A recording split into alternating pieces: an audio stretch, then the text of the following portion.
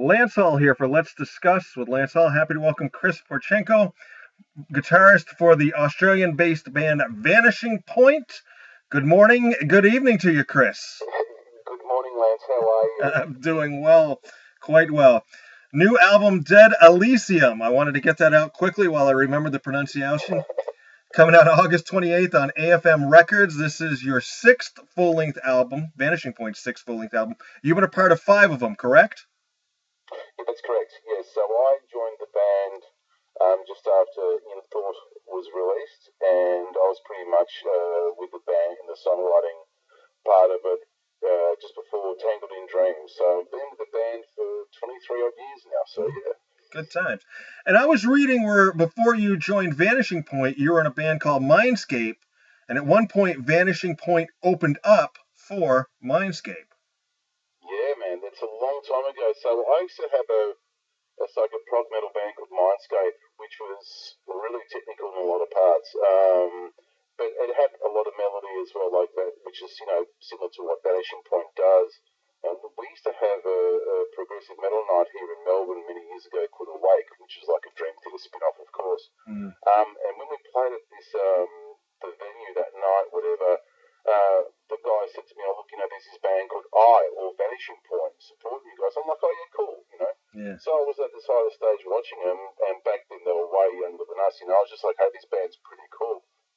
Little did I know that several years later I'd be joining them, and 23 years later I'll be still in the band doing what we do, more or less. So yeah, it's been pretty cool. I've known Silvio for a long time. I met Silvio actually through Gio Cavalieri, who's the singer from Black Majesty. So we've known each other for a long time, So it's been pretty cool. Nice. The one thing I want to talk about first, the first thing that caught me is, I got the file with everything. I'm looking at the pictures, and I looked at the album cover, and I was fascinated by it. And I'll let you pronounce the gentleman's name who came out. I know his first name is what, Augusto?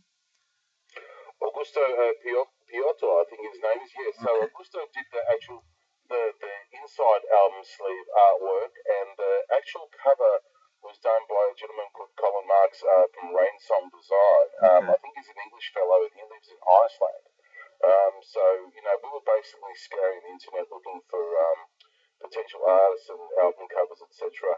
And when we came across Colin's artwork, his website, we were just like, "Oh man, this is too good. He's got a good feel about his artwork." And so we contacted him back in September, October last year, and within 3 weeks we had pretty much what was the pretext for what is the album cover now.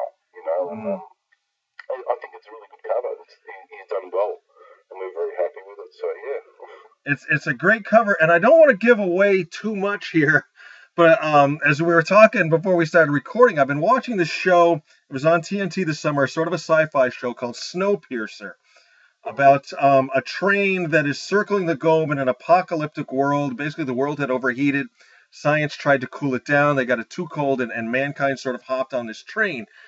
And one of the last images in the final episode of season 1 was of a round shape, very much like the cover of the album. And I was just blown away because I was going to start listening to that album last night, and instead I watched the show. And then this morning, I started listening to the album, and the first thing I saw was that image. And I was like, "Oh wow, it blew me away. The serendipity of it all, Truth be known, I haven't watched Snowpiercer, man, but based on your recommendation, I have to check it out for sure. Good stuff. Back to the album now, produced by Dean Wells, of course, a fellow Australian at Teramaze, who's done some fantastic work. How did you hook up with Dean? Just everybody's friends down there? Yeah, pretty much. I mean, Dean and I have known each other on and off for 25 odd years or so, and Dean, truth be known, did work for the Distant as the Sun album in terms of we recorded the solos at Dean's place, and he did the vocal production with Silvio for Distant as the Sun album. And so we've been in touch ever since, and we've played quite a few gigs together. And Dean's actually a good friend of mine, so what had happened was we were talking about the new album, and he said, "Look, I'd really like to produce the album." I'm like, "Okay, cool. Let's see what we can do." And it was a long process because in that time Silvio was sick and both his parents passed away, and at one stage Dean was sick as well. So, but you know, the proof is at the end of the product. You know what I mean? It's a great album. I think that Dean did a really good job. There were some times where there was a bit of a difference of opinion, which naturally happens, you know, Sure. between bands and producers and all that. But I think that Dean did a really good job. He really did. I think he really stepped out of his comfort zone to a degree as well. Because with Terror Maze, it's more so groove laden type of music to a degree, and more guitar driven. Whereas with the Vanishing Point, it's guitar driven to a degree, of course, but there's also a lot of orchestration going on that I compose at home. So, you know, when he was sitting in test mixes and all that, I was like, hey, this is really cool, but I need some of these strings up in volume or way back in volume and stuff like that. But we got there in the end, which is great. So, Yeah. working with Dean's good. We've got a good friendship. We've been good mates for a long time. Let's talk about a few of the tracks on the album. You know, like I said, I listened to it this morning through and watched the videos and stuff. Track one, the title track, Dead Elysium, um, just a fantastic track. You know, and again, that little Snowpiercer thing with "We Are the Lost" line in there and everything, Yeah. it was just uncanny. Can you tell us a little bit about that track? Sure, no worries. I'm glad to hear you like it. Basically, Dead Elysium, the title is more like a spin off in terms of, you know, probably an ancient type of thinking that both heaven and hell are earthly. At the same time, too, in regards to, I would say, probably the world climate in general being quite unstable at the moment, and not only from a political perspective, also from an environmental perspective, but also from the perspective that I think that, you know, that us as human beings, we have all this, you know, amazing technology, you know, in the palm of our hands. Yet I think that, you know, as time's moving forward, we're finding less and less ways to actually communicate or touch base with each other. Everything seems so impersonal. And in terms of, you know, how the world climate is like, you know, with Dead Elysium, you know, with the lyrics, we were just like writing also in terms of, you know, probably trying to bridge more or less the connect again instead of being so disconnected, you know, amongst each other, and also with the world environment, and also with nature, everything. You know, like you're talking about the album cover and the song, you know, we, you know, came up with that, you know, September, October last year, and little did we know that, you know, 3-4 months later in Australia we had all the bushfires in December, January, February here. And then, you know, we've got the COVID-19 pandemic, you know, we've got a recession happening. It's just like, wow, what the hell is going on? Yeah. You know, so I think that also in terms of Dead Elysium, it's more or less like, you know, for us, maybe a message to be a little bit more humble, you know what I mean, and just connect with each other, you know what I mean? It's not, there's nothing wrong with passing on a good word and showing your care and showing a bit of compassion as well to a degree. Absolutely. Jump ahead. I think this is track three, To the Wolves. Starts out with Silvio doing like a nice bluesy sort of vocal lead into, but then, man, does it go pedal to the metal on that track. To the Wolves, yeah. It's To the Wolves is basically a dedication to anybody who's been betrayed and has never had a right of reply. And I'll just leave it at that. It's I was burnt by a couple of people a few years ago, and you know, when you think you've got a really solid friendship and it just falls to shit more or less, and you just go, well, what's going on? And all point of contact was completely cut off. And so it's that thing, you know, you're sitting there going, is it me who's got the problem? Is it them, or did I do something wrong and all that? And you never had a chance to be, you know, listened to.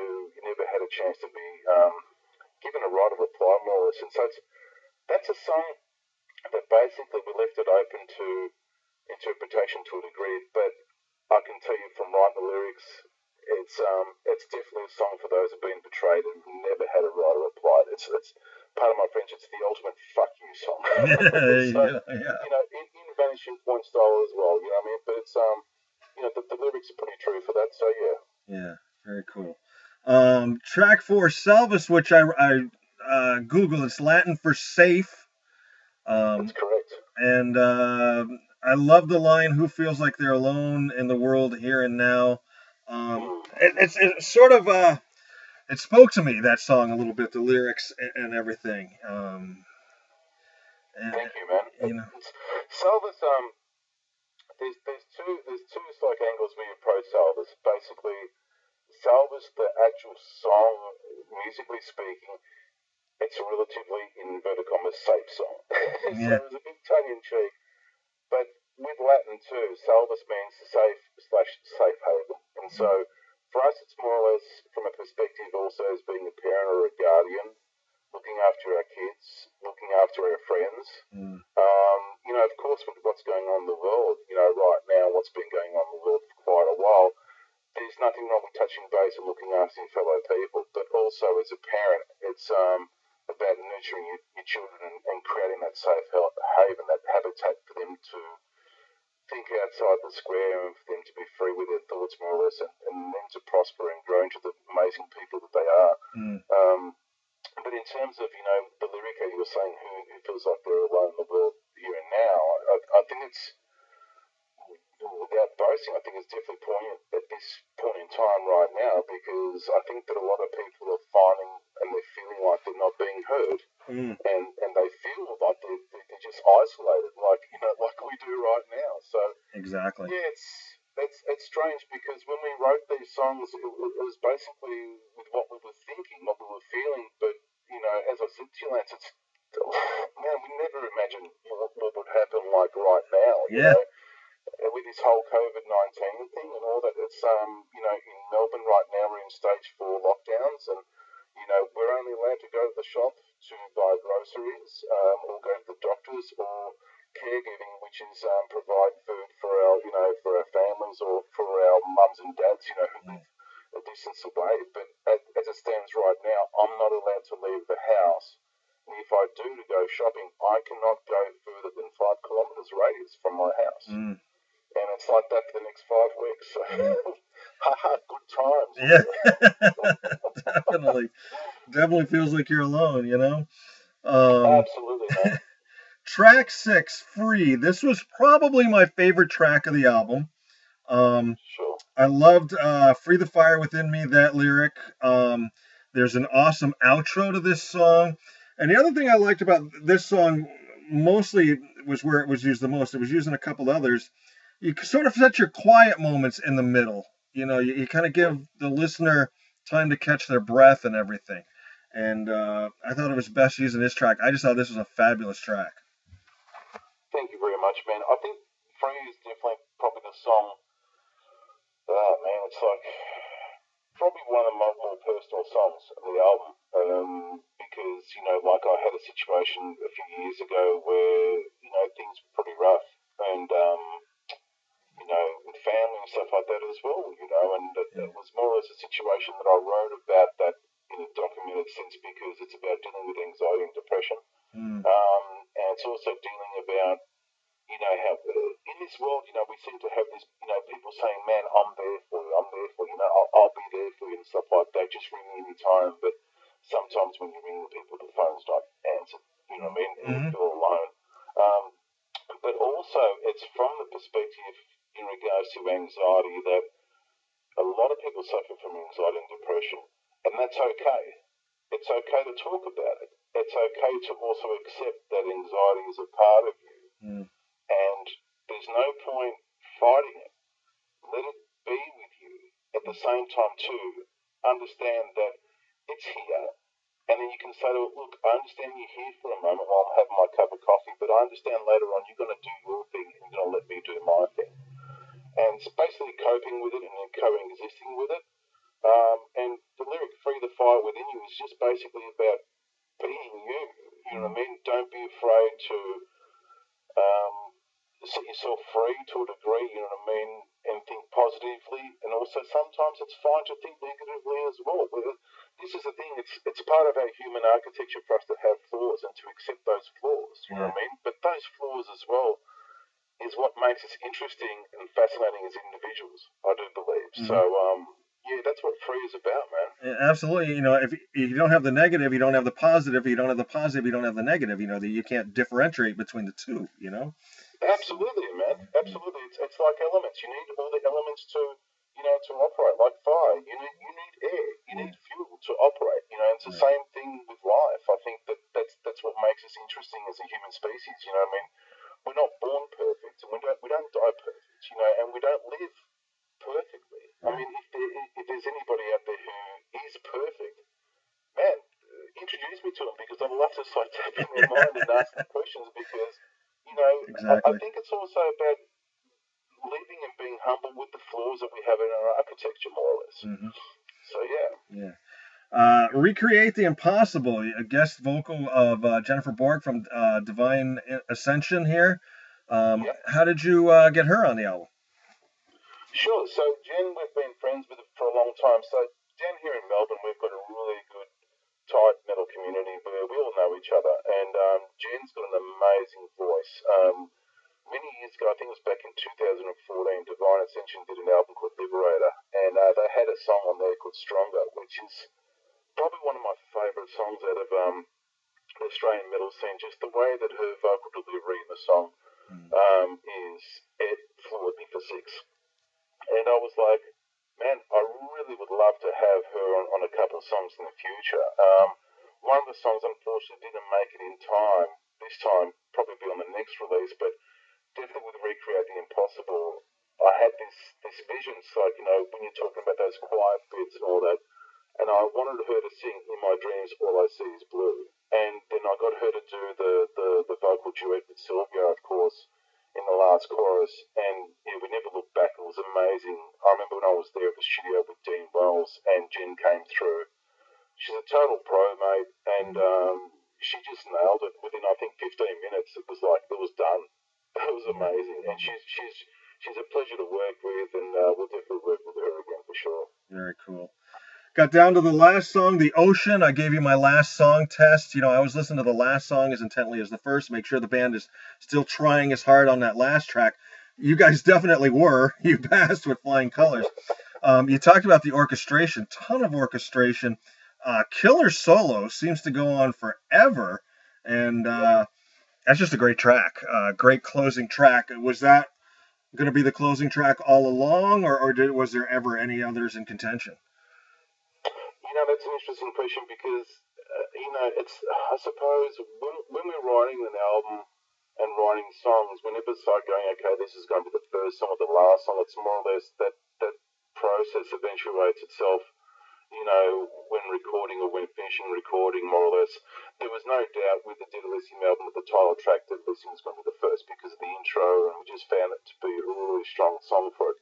But with The Ocean, it just ended up how it was, and in regards to the orchestration, I really went all out with it. I wanted it to sound huge because I do a lot of the orchestrating at home. I invested a lot of money years ago in plugins, which I write with. And truth be known, the song was actually going on for quite a while, but it wasn't until in the studio with Dean Wills he said, "How about we do this?" You know what I mean? That we stop the music at this part, but they have the orchestrating the long legato string movements just following on, and let's close it like that.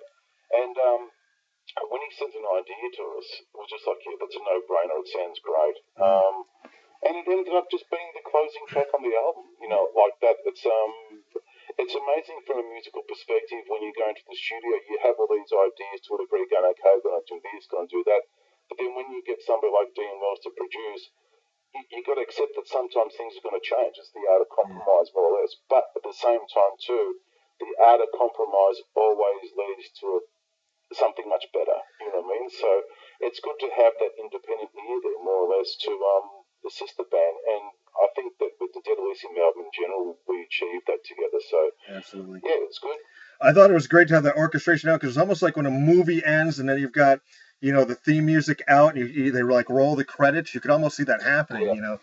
With this. Very cool. Pretty much, I think that's how the idea was. Yeah. I mean, like I find that when I'm doing writing orchestration, I like to have those quiet parts, like you mentioned previously in another question in regards to, I think it was Free. Yeah. to the rules of Selvis or Free. I like to have those quiet bits as well because it gives a listener a little bit of a chance to breathe, but also gives Syl the chance to breathe and the band to breathe. But also, I love creating those type of moods, more or less. It's like to take the listener on the journey, but also for me as a musician as well to still be excited about playing these songs further down the track for so many years.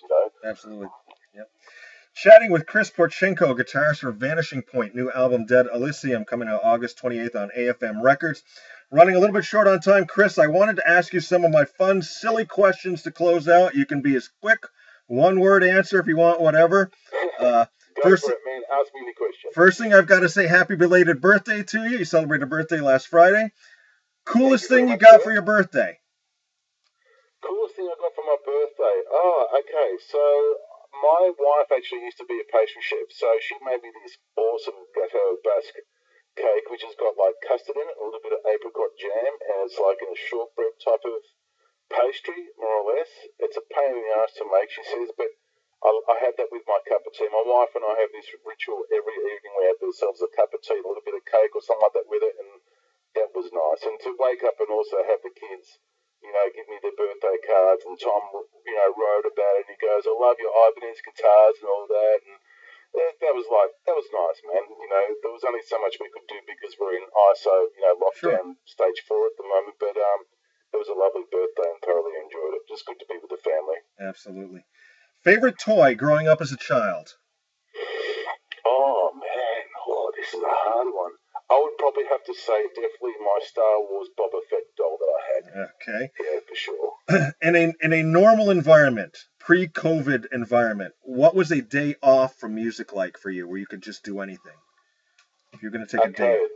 Two things. Pretty much me going to my holiday cabin, which is about 2 hours drive from here that my family and I have, and it would be going up to the forest there where they have forward location areas there. I'd be taking my chainsaw, taking my thermos with coffee, taking the fuel from the chainsaw, and I'd go up to the forest and actually cut a hole of deadwood that we use for heating our house and heating the cabin there, which we're allowed to do. It's part of fuel reduction, but just to be amongst the elements of the Australian bush is just fantastic. And apart from that, sometimes fishing, but also a day off in general. I just like creating music as well, so one of the three. All right. Favorite class in school?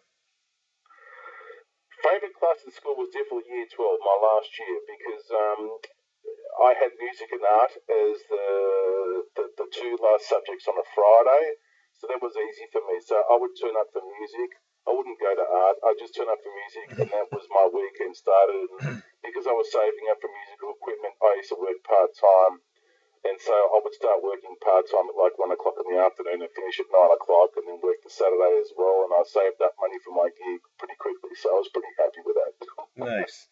What's the last music you listened to other than your own? Last piece of music you listened to other than something you were working on? What band? Oh man, I was listening to At the Gates Door of the Soul just last night. Nice. It's probably one of my favourite death metal albums, melodic death metal albums. Very cool.